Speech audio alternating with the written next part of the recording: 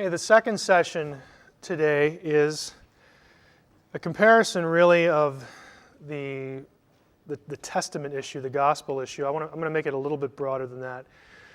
But the manuscripts of the New Testament, not just the Gospels, versus the Gnostic Gospels from Nag Hammadi.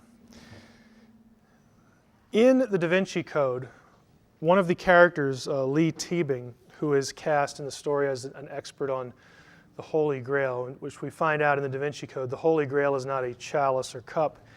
It is a bloodline of Jesus. But one of the characters, Professor Teabing, says this: more than 80 Gospels were considered for the New Testament, and yet only a relative few were chosen for inclusion, Matthew, Mark, Luke, and John among them. These texts, quote, are the earliest Christian records and the unaltered Gospels. Now, before I turn the slide here, there is a reason why, when the Da Vinci Code came out, every scholar from any theological position, from the most rabid fundamentalist to the most rank atheistic liberal, said, this is bunk. And this is one of the biggest reasons why. These claims, as far as the nature of the Gospels, earliest and unaltered, are just frankly laughable to people who do this for a living. But again, it's like, well, it's just fiction. And everybody could have lived with that if it wasn't for the fact on the first page, or the inside cover of the Da Vinci Code, he talks about the meticulous research that went into this and how this is just going to change everything, and then successive interviews. That's what torqued people off, regardless of their theological position. Because frankly, scholars don't like when people invade their turf and say dumb things about it. Okay? Now, what are the Nag Hammadi documents? You'll notice in red there on the map, the bottom third is Nag Hammadi, the place. The Nag Hammadi texts are a collection of 13 ancient codices, which is essentially what we'll call it a book, something bound on one side or folded, containing over 50 Gnostic texts. They were discovered by accident in Upper Egypt in 1945. The man at the center is the accredited discoverer, Muhammad Ali Saman. Had gone off, kind of like the Dead Sea Scrolls story. He goes off and is looking for fertilizer in the mountains close to his village, and he unearths a jar, and the rest, they say, is history. The books that were found at this location were quickly sold into the black market. The Egyptian government eventually got them fairly quickly. This is what they look like. You'll notice that as manuscripts go, this is pretty decent condition. I mean, you can get a whole lot worse than this. Despite the figure to the left there, you can see how tattered some sections are. They were taken to the Cairo Museum, and another few years went by before scientists knew about them. In 1966, at a conference in Italy devoted to Gnosticism and these new texts, James Robinson assembled a group of editors and translators to publish the codices in English. This is the cover of the book. I have it with me here if you want to look at it today. Robinson was chosen to oversee the project, and eventually a facsimile edition was published. Facsimile editions, they're just literally pictures of each leaf in book form. They're plates. If you've ever seen a book that has plates in it, that's what you get. It's only $750, so rush right out and get yours. It's an expensive set. Subsequently to that, though, there was a translation in English, and the introductory material prefacing the translation, this is taken from Robinson's book, says this: the library of 4th century papyrus manuscripts consists of 12 codices plus 8 leaves, so on and so forth. 4th century. These were Coptic manuscripts. Coptic is just the ancient Egyptian language put into a sort of Greek. A lot of the letters in Coptic and Greek match. There are a few different letters that were added because of the sounds in the Egyptian language that the Greeks didn't use. But there's a lot of overlap there in the language. But these were from the 4th century. Now, the 1st century, I should say this before we go much further, so you get this fixed in your mind. The 1st century is the year 0 to 99. 2nd century begins with the 1, as in 100 on. 3rd century begins with 2. You back it up a digit, Okay? So 4th century, we're talking about written in the 300s sometime. This is Coptic, but everyone agrees, and rightly so, that the Coptic texts were actually themselves translations of older Greek material. One of the ways that's known is there are lots of Greek loanwords in the texts. There are other ways to tell that too, but we're not going to worry about that for today. These texts, according to the Da Vinci Code, are the earliest Christian records. Okay. Boy, he didn't look very, very far for that. Here are some sources, and again, if you get the DVDs, you can look these books up if you're interested, and I recommend taking some interest in textual criticism. I know it sounds horrible, but it's actually really interesting. Text of the Greek New Testament. Textual Criticism by David Allen Black is a nice intro for the layperson. I recommend it. Dave's a nice guy too. He's a friend of mine. Canon of Scripture, F.F. Bruce, is a classic. And the latest work on the canon, The Formation of the Christian Biblical Canon by MacDonald, is really quite good. Again, these are well-recognized mainstream scholars with no particular axe to grind. Let's talk about the date, though.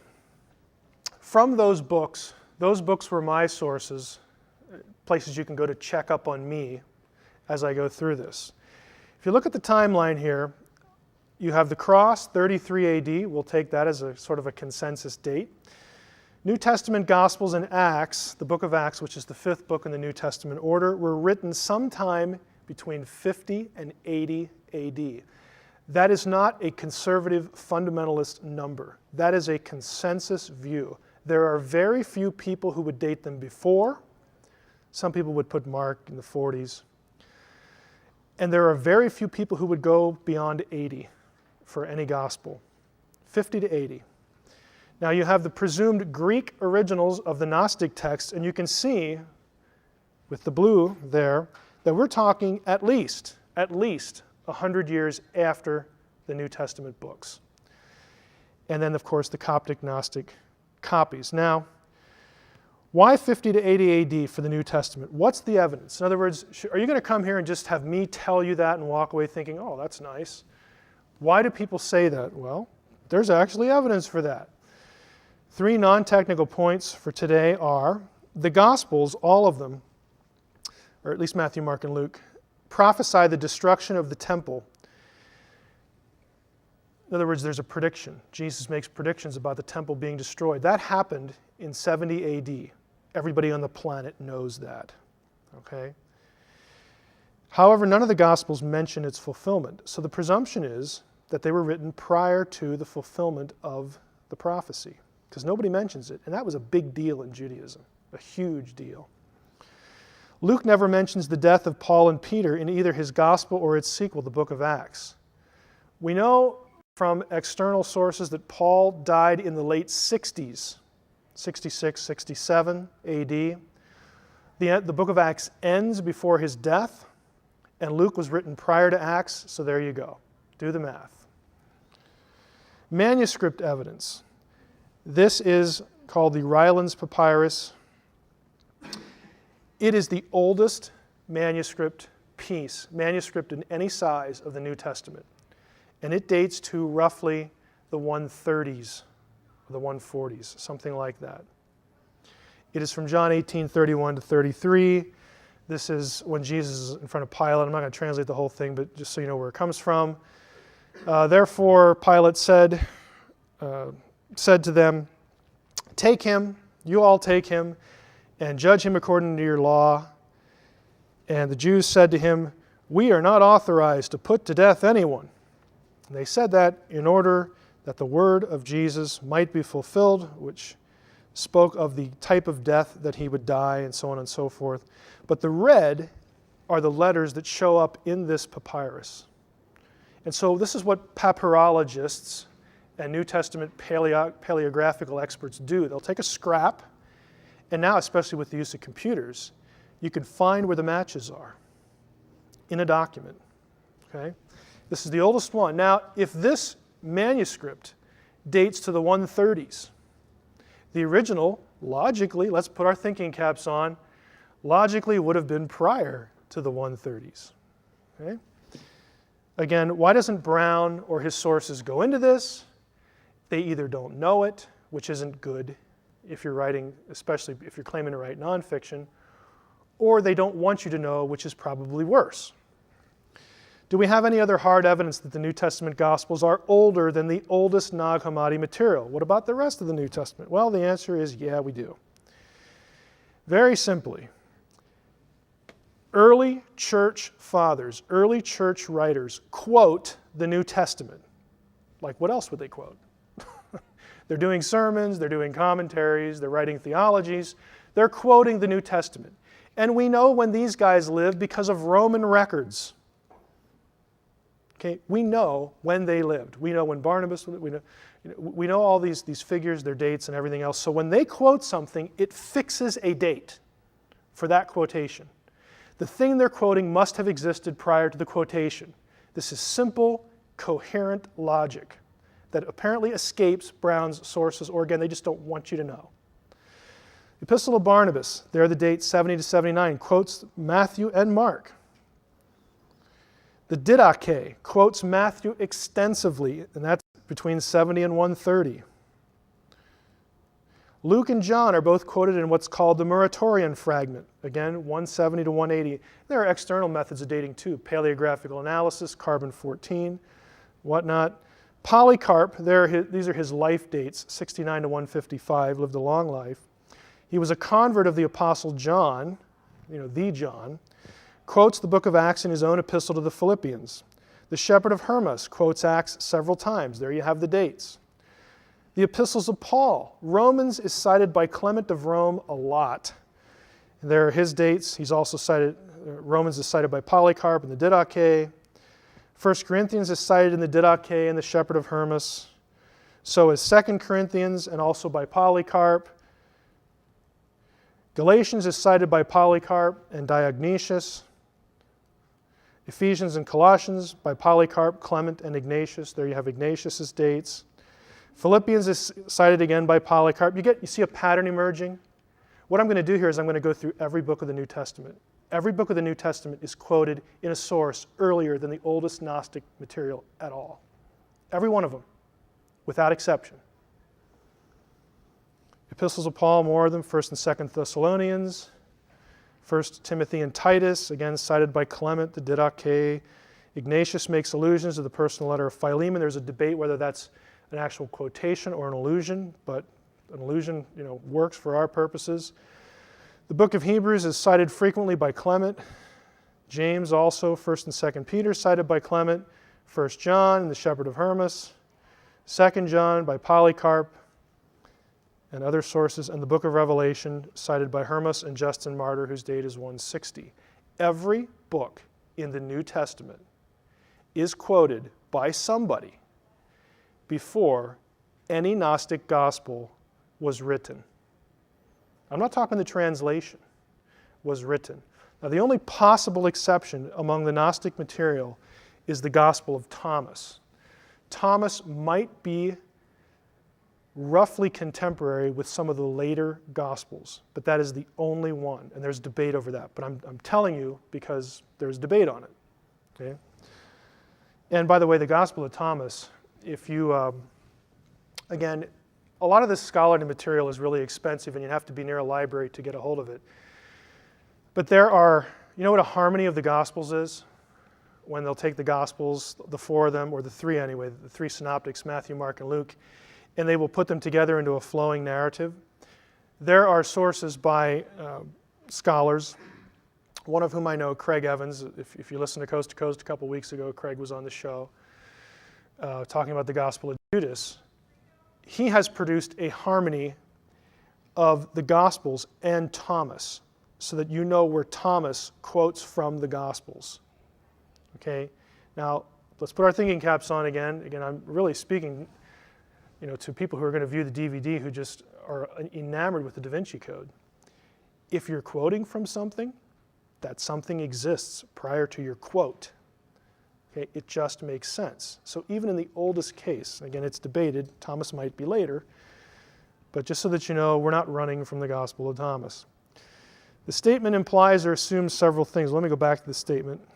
You've seen it before, but repeating it. More than 80 Gospels are considered for the New Testament, yet only a few were chosen. When Teabing says that, you, the reader, are given certain suggestions. Certain things are implanted in your mind. Things like that all the Gospels written in the ancient world were being considered at relatively the same time. There are over 80 Gospels considered, like they're having this big smackdown of Gospels, like we've got to choose which ones are in now. That isn't true.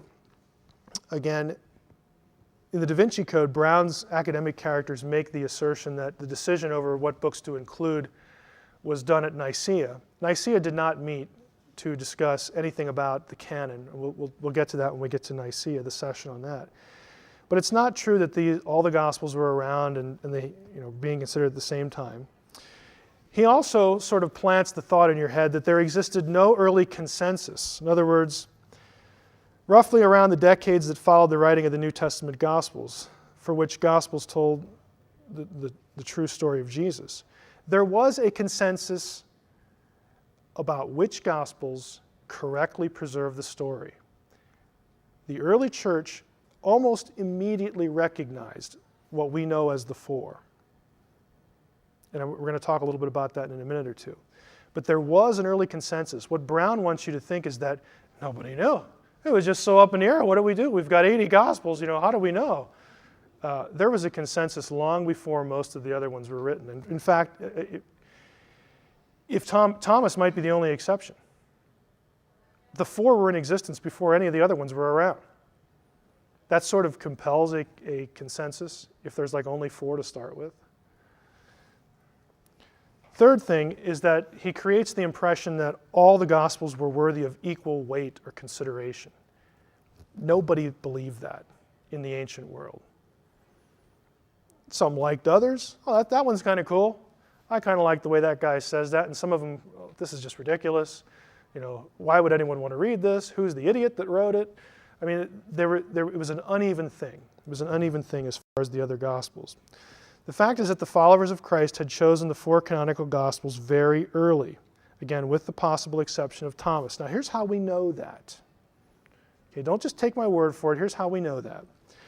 John dies roughly 96 AD. We know the Gospels are 50 to 80. John dies right around 100. In 144, this is 50 years, basically a generation afterward, we have a guy named Marcion come along. Marcion produced some writings in which he divided up the books he thought were inspired or were worthy of canonical status, and he grouped them into two headings, the Gospel and the Apostle. Basically, the Gospel he liked, and then certain writings of the Apostles. Marcion was kind of flaky. A lot of church fathers took off after him, but the important point is that he was thinking of which books were accepted. He did not include the Gospel of Thomas. He did not include any of the Nag Hammadi Gospels. Marcion, to call Marcion orthodox is really iffy, so he could have felt very free to include one of the Gnostic Gospels in his, but he doesn't. Again, you can go look up Marcion and read about him if you want. Justin Martyr, in 160, produces a listing of what he calls the Memoirs of the Apostles. In 170, Tatian did something very important. He produced what's called the Diatessaron. It was a harmony of the four. This is 170 AD.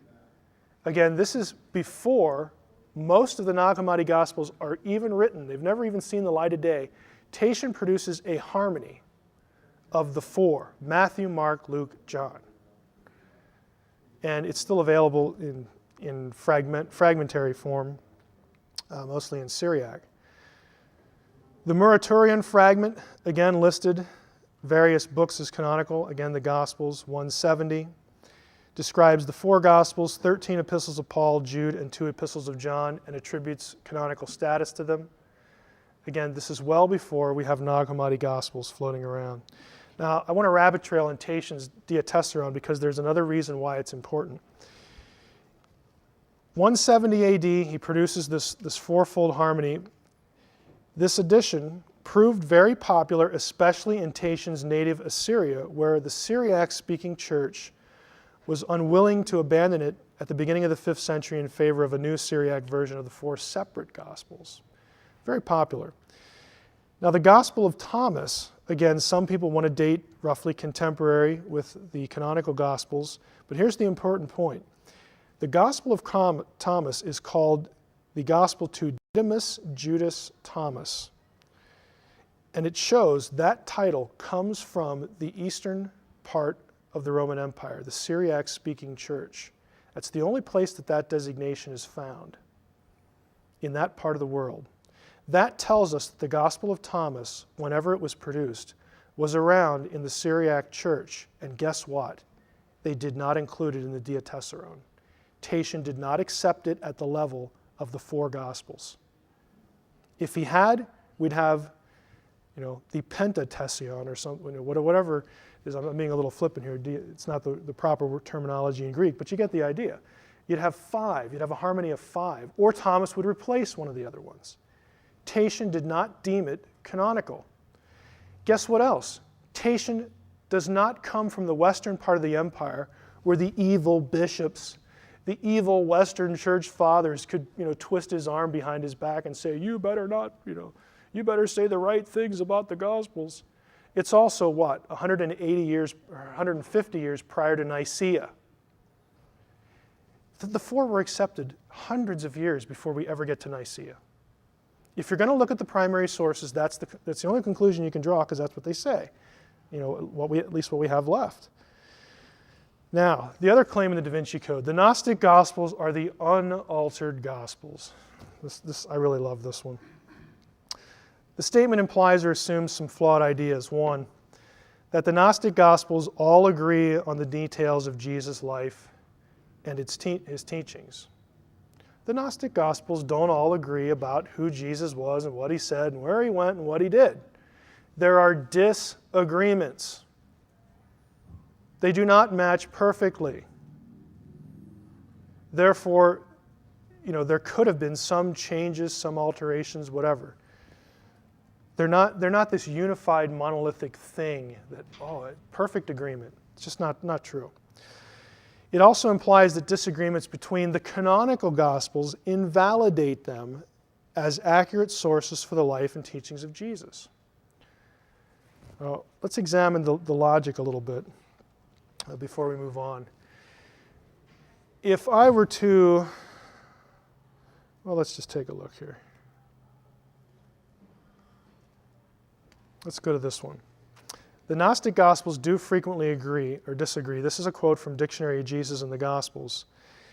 You will notice here the portion that is in yellow. There are significant differences between the Greek fragments of Thomas, and we must therefore it must have existed in two versions, two redactions.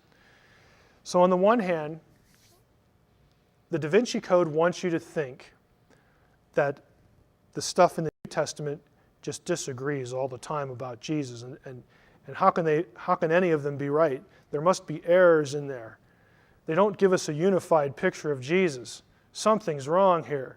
But over here, the Gnostic Gospels are unaltered. They just present this wonderful story about Jesus, and it's so coherent. And we don't have these problems over with the evil, nasty New Testament where the Gospels disagree with each other on points.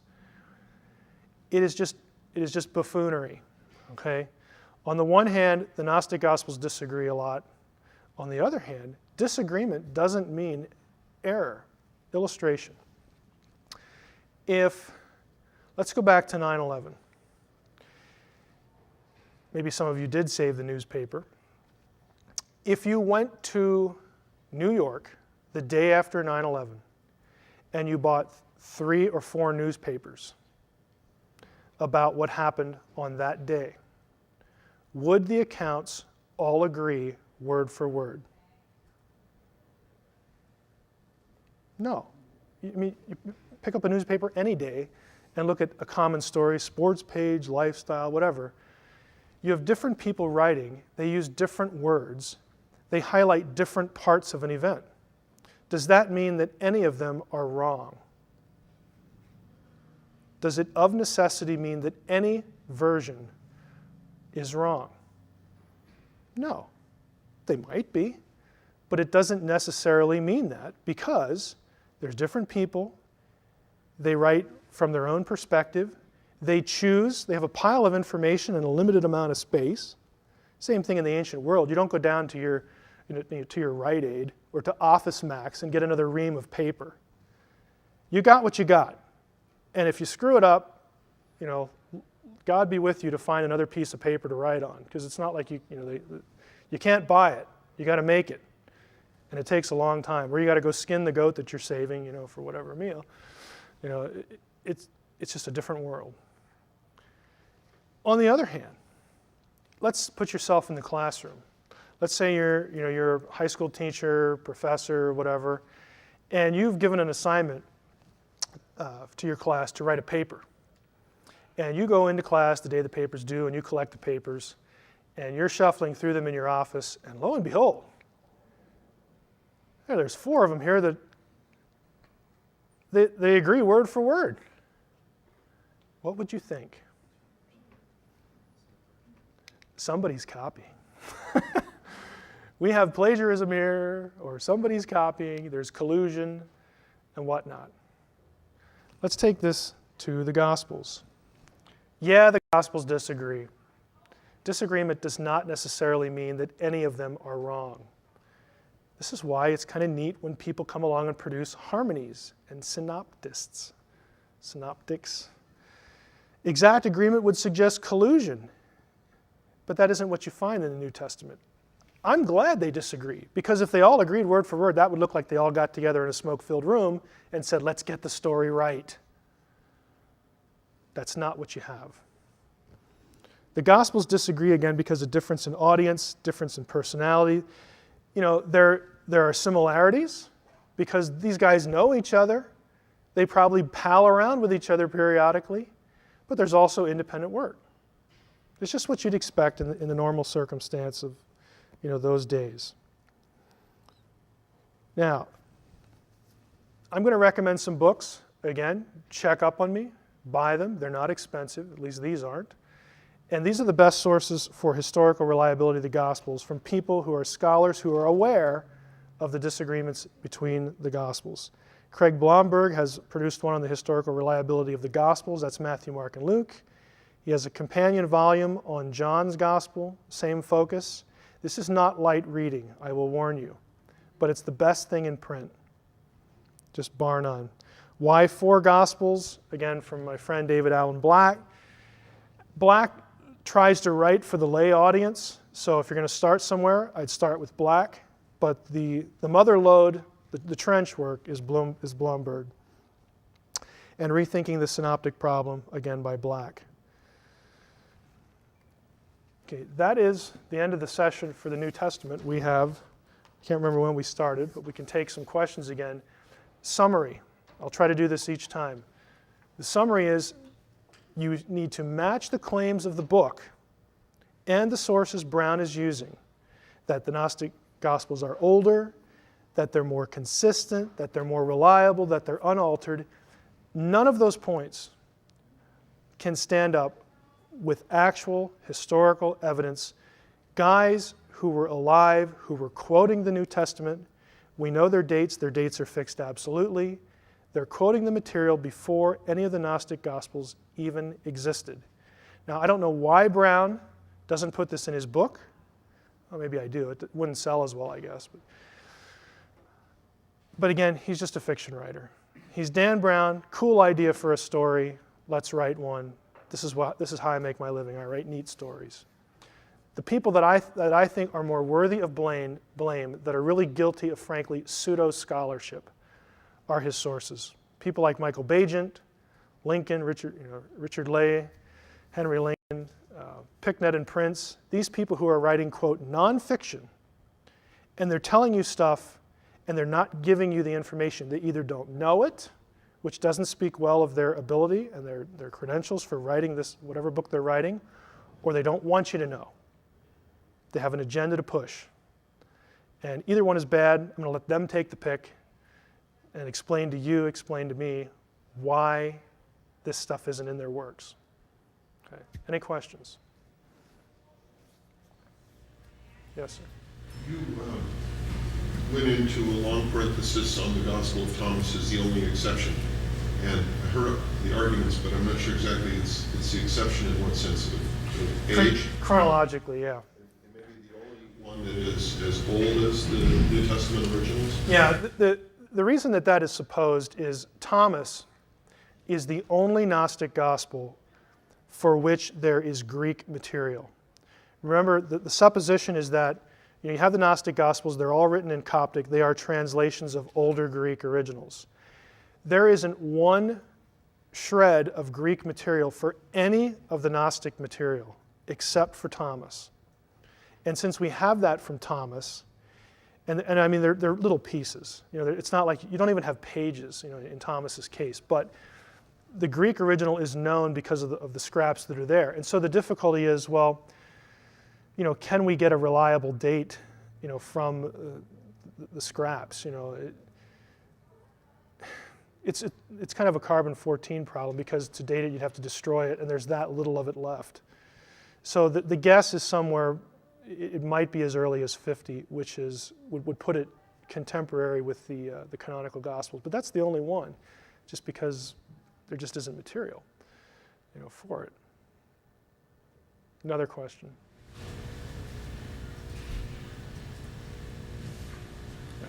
Hopefully this isn't redundant, but Thomas preceding the association with Gnosticism, was it, is it considered, as you're referencing, as a Gnostic text?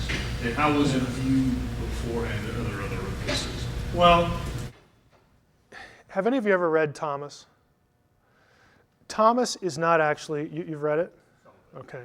Thomas is not actually a gospel like you and I think of a gospel. When we think of a gospel, we think of a narrative history of the life of Jesus. That isn't actually what Thomas is. Thomas is a list of sayings. Think of the book of Proverbs and you have sort of an analogy. They're called logions, or logia would be the correct plural. They're just sayings, things that supposedly Jesus said. So the reason that this collection of sayings is viewed as Gnostic is because some of the content of the sayings thematically and conceptually will match Gnostic material that is much longer and more theological treatises. So that's where the association comes in. And even if Thomas is as early as the 50s or the 60s or whatever, what you have is you have pieces, you have threads of the fuller Gnostic thinking that comes later. You have threads of that, little pieces of it, resident in Thomas, which comes again as we mentioned last time. Gnosticism as a movement is the result of a convergence of threads of ideas. And so you have Thomas reflecting some of those. If all we had, you could go to some Dead Sea Scrolls, and if you just selectively quoted certain lines, and let's say nobody knew where this was from, and you just put it in front of a Gnostic scholar, and he read this line, he'd say, "Oh, that's Gnostic," because it sounds like something that's going to be expounded in Gnosticism later. But so you have these threads out there, these ideas, and that's where Thomas would get the association. Another question? So now, how did the Essenes fit into this, like the Cathar Essenes? What period of time were they from? The Cathars are, of course, in the Middle Ages, and they're going to, just a quick comment on them, the Cathars are going to pick up on certain ideas that are associated with Gnosticism, and so they get linked to Gnosticism, I think somewhat fairly. It's not that you could label them Gnostics totally, but some of the ideas are there. The Cathars, of course, are centuries, frankly millennia later than the Essenes. The Essenes, of course, are living before the New Testament era. The Dead Sea Scrolls will date on the spectrum. Some of the older Dead Sea Scrolls will go back as far as 300 BC. You have some that go into the 1st century AD, as far as paleography and carbon-14 dating. The Essenes are going to be residents at the place Qumran where the Dead Sea Scrolls are discovered. It's still probably the majority view that the Essenes produced what are called the sectarian manuscripts at Qumran, the ones that the community actually produced, as opposed to others they were collecting, like the Book of Enoch. The Essenes didn't write the Book of Enoch, but they had a library there and it was in there. But some of the Dead Sea Scrolls they produced and wrote about themselves and their own ideas. Those are called the sectarian manuscripts. You will have certain ideas within the sectarian manuscripts, again, little threads that will show up later in Gnosticism. But it would not be accurate to call the Essenes Gnostics, because we don't have Gnosticism as a movement when I say movement, I'm talking about a religious system that has its own books and its own fully developed theology. You don't have that until 2nd or 3rd century, and we know that because of the Gnostic Gospels. That's the evidence for that. But you'll have certain ideas that are present at Qumran. A lot of the popular writers like Bagent and Lee and Lincoln and Picknett and Prince want to create some sort of association between the Essenes and the Gnostics and the Masons and all these other groups. The only way you can do that is to ignore the date of the Dead Sea Scrolls. And I think there's one person, maybe two that I'm thinking of here. One for sure, there's one scholar who doesn't like the dating, Barbara Thiering, whose writings show up a lot in these other sources. So basically they're quoting Thiering against literally the thousands of other scholars who agree with the work of the team that produced the dating on the scrolls. And Thiering does not base her date on carbon-14 or paleography. She thinks that she's unlocked a coded language in the scrolls that convinces her that there's overlap with the New Testament, and that even though no New Testament characters are mentioned in the Dead Sea Scrolls, and they aren't, go read them. I'm not keeping you from them. Go read the Dead Sea Scrolls. They're in English. You will not find any New Testament character in any Dead Sea Scroll. Zero. Nada. I don't know any other way to say it. You just won't find them. But that doesn't deter Thiering. She says, well, the New Testament characters are encrypted and they're coded in there.